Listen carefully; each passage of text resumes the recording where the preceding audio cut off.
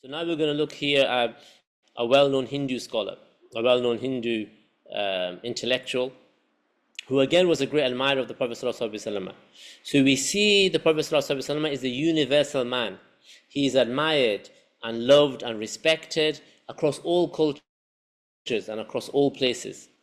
Whether it be like we looked at, the Frenchman last week, Lamontagne, we've looked at the British, the Englishman, George Bernard Shaw, we looked at the American, Michael Hart. Now we're looking at a different part of the world where we see the same thing. His qualities and his traits are universal. They're recognized by everybody. So what does he say here, Professor Rawi says, the personality of Muhammad, the character of Muhammad is what he's saying. Only a glimpse of it I can catch. The reality, look, subhanAllah, this is a non-Muslim. And he's saying the reality of the Prophet is beyond comprehension. Like the human being, we can only understand or capture a tiny, tiny, tiny little bit of the magnificence and the brilliance of the Prophet ﷺ.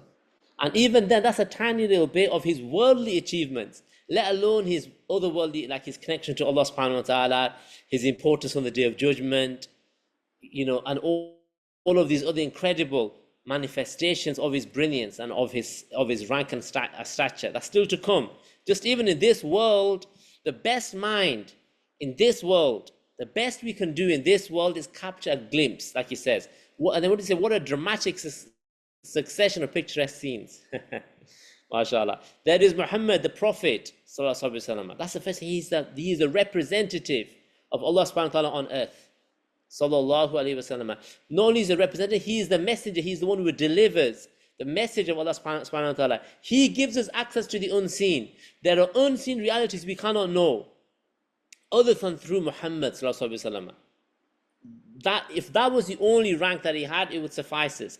But then what does he say? The warrior, the bravest human being that ever lived, a man who fought every battle from the front, strategized every battle, won every battle, and laid the foundation for the most successful military campaigns in human history. Yeah, the warrior, the businessman. The Prophet gave us the perfect model when it comes to doing business. Sadiq al-Amin. And we would do well to pay attention to this. Like now we live in a world where the non-Muslim is trusted more than the Muslim. True or not true, like as personally speaking, like if I'm in the UK and like I want some work doing in my house, I wanted a plumber, I'll choose a non-Muslim plumber to come and fix, or if my car's broken, I'll choose a non-Muslim mechanic. How? He's going to be on time. He's going to do a good job. He's not going to cut corners. He's going to try his very best, and he'll let you know if there's anything he wasn't able to do. Yeah, that's not Muhammad. The Prophet Muhammad ﷺ, the most truthful of businessmen. They mentioned once, the Prophet ﷺ said he had an appointment. He had an appointment with another man. And he waited 3 days. He waited 3 days for the man to come. This is wafa. Yeah, like he was not going to break his promise. He said to this man, I'll meet you at this place. This is before Islam, before the Quran was revealed. He said, I'll meet you at this place. And so Prophet ﷺ waited and waited and waited. After 3 days, the man remembers, he goes back and he sees the Prophet ﷺ still stood there.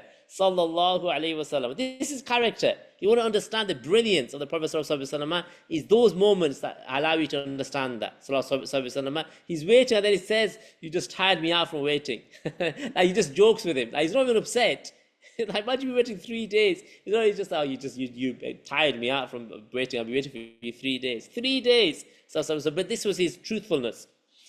What as the statesman? The Prophet ﷺ was the great statesman, the great leader, the orator, the greatest speaker in human history. He was given Utitu Jwami al-Kalam. He says about himself in Bukhari. Utitu Jwami al-Kalam. He says, I was given comprehensive speech. The Prophet ﷺ could say in 2 words what we couldn't. It will take books and books to write.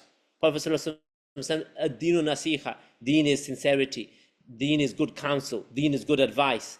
There's books and books written just on those 2 words. Yeah, the Prophet ﷺ said, leave that which gives you doubt for that which gives you certainty. Like one sentence. Again, volumes and volumes written on these words. That's why they say that the speech of a person indicates their intelligence. If you want to see the intelligence of a person, see the way they speak.